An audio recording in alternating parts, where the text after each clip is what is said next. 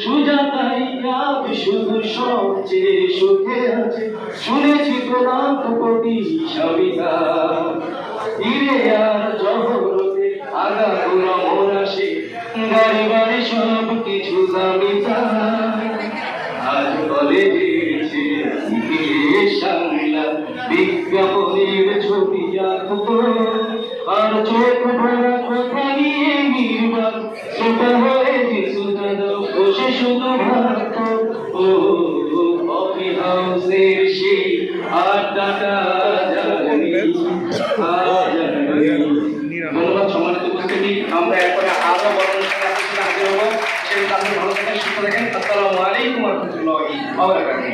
ওয়ালাইকুম আসসালাম ওয়া রাহমাতুল্লাহি ওয়া বারাকাতুহু।